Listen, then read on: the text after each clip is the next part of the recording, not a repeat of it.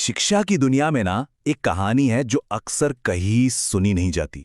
ये कहानी है उन छोटे प्राइवेट स्कूलों की जो हमारे गली मोहल्लों में चलते हैं। हाँ, ये कोई बड़े आलीशान स्कूल नहीं होते, पर सच तो ये है कि लाखों बच्चों के लिए शिक्षा का पहला दरवाजा यही खोलते हैं। तो चलिए एक सवाल से शुरू करते हैं। जब भी कोई अच्छे स्कूल की बात करता है तो दिमाग में क्या तस्वीर बनती है? एक बहुत बड़ी बिल्डिंग, एक शानदार सा प्लेग्राउंड, या फिर कुछ और ही है? बस हमारी आज की ये जो पूरी बातचीत है ना, वो इसी बुनियादी सवाल के इर्द गिर्द घूमेगी। अब देखिए, ये बहस हवा में नहीं है। मुद्दा यह है कि हजारों छोटे प्राइवेट स्कूलों को बंद करने की बात चल रही है। लेकिन सवाल ये उठता है कि क्या ये वाकई सही फैसला होगा? अगर हम गहराई में जाएं तो पता चलता है कि ऐसा करना शायद प्रैक्टिकल भी ना हो और इसके नतीजे भी काफी गंभीर हो सकते हैं। तो चलिए समझते हैं कि आखिर ऐसा क्यों कहा जा रहा है। तो सबसे पहली और सबसे जरूरी बात जो इन स्कूलों को खास बनाती है वो है पहुंच और सुरक्षा। मतलब ये सिर्फ पढ़ाने की जगह नहीं है, ये एक ऐसी जरूरत पूरी करते हैं जिस पर अक्सर हमारा ध्यान ही नहीं जाता। अच्छा, जरा एक सिचुएशन सोचिए। एक बहुत घनी आबादी वाली कॉलोनी है, ठीक है? और वहां से सरकारी स्कूल पड़ता है, मान लीजिए 5 किलोमीटर दूर। अब आप ही बताइए, एक 5 साल का छोटा सा बच्चा अकेले इतनी दूर कैसे जाएगा? नहीं जा सकता ना। ऐसे में जो गली के कोने पर एक छोटा सा स्कूल खुला है, वही तो उस बच्चे के राइट टू एजुकेशन को हकीकत में बदलता है। और अगर ये स्कूल बंद हो गया तो क्या होगा? वो बच्चा तो शायद घर पे ही बैठ जाएगा। और बात सिर्फ इतनी ही नहीं है, इसका एक और बहुत गहरा पहलू है जो सीधा सीधा लड़कियों की पढ़ाई से जुड़ता है। देखिए, बहुत से पेरेंट्स खासकर गांव देहात में अपनी बेटियों को ज्यादा दूर स्कूल भेजने में हिचकिचाते हैं। सेफ्टी का सवाल होता है। घर के पास का स्कूल उन्हें एक सुरक्षा का, एक सुकून का एहसास देता है। अब जरा सोचिए, अगर ये स्कूल बंद हो गए तो फिर बेटी बचाओ बेटी पढ़ाओ जैसे इतने बड़े अभियानों का क्या मतलब रह जाएगा? तो चलिए, पहुंच और सुरक्षा वाली बात तो समझ आ गई। अब जरा इन स्कूलों के एक और पहलू को देखते हैं। वो है हर बच्चे पर पर्सनल अटेंशन और साथ ही लोकल लेवल पर रोजगार पैदा करना। और यहाँ पर ना एक बहुत बड़ा फर्क साफ साफ नजर आता है। एक तरफ सरकारी स्कूल है जहाँ एक टीचर पर 60 से 70 बच्चों की जिम्मेदारी हो सकती है। वहीं दूसरी तरफ ये छोटे स्कूल हैं जहाँ ये नंबर सिर्फ 20 से 25 होता है।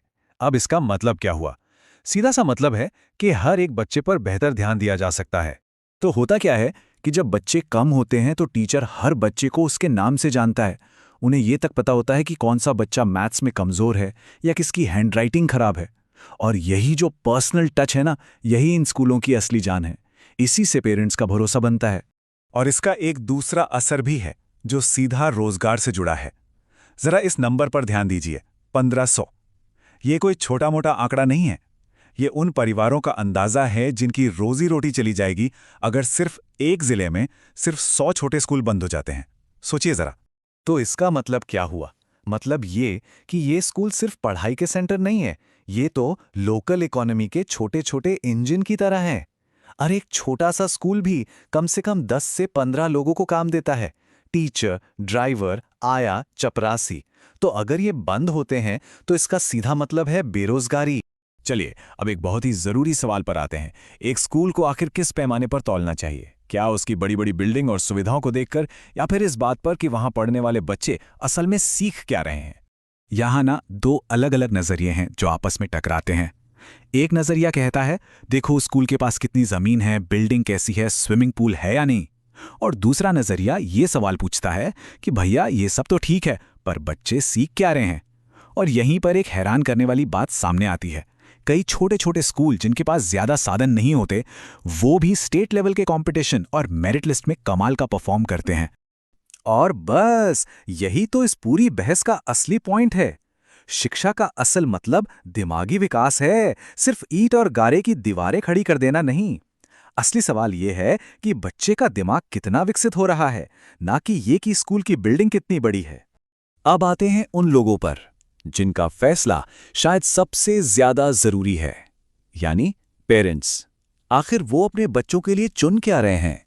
ये सवाल अपने आप में बहुत कुछ कहता है। कोई मजदूरी करने वाला इंसान या कोई ऑटो चलाने वाला जिसके लिए एक एक रुपया मायने रखता है, वो मुफ्त के सरकारी स्कूल को छोड़कर महीने के 500 से 800 रुपए खर्च करके अपने बच्चे को इन छोटे स्कूलों में क्यों भेजता है? इसका जवाब सिर्फ एक शब्द में है, भरोसा। वो अपना पैसा वहां लगा रहा है जहां उसे यकीन है कि उसके बच्चे का भविष्य बन रहा है। तो सवाल है कि ये भरोसा आता कहाँ से है? ये आता है इस बात से कि टीचर लगभग रोज स्कूल आते हैं, प्रिंसिपल रोज सब कुछ चेक करते हैं और जो भी साधन उनके पास हैं उनका अच्छे से इस्तेमाल होता है। यही वो वजह हैं जो पेरेंट्स के भरोसे को और पक्का करती हैं। तो आखिर में हम घूम फिरकर उसी सवाल पर वापस आ जाते हैं जहां से हमने ये पूरी बातचीत शुरू की थी कि हमें शिक्षा की कामयाबी को नापना कैसे चाहिए। क्या बड़ी बड़ी बिल्डिंग्स से या फिर उन नौजवान दिमागों से जिन्हें ये स्कूल एक आकार दे रहे हैं? ये एक ऐसा सवाल है जिस पर हम सबको सोचने की जरूरत है।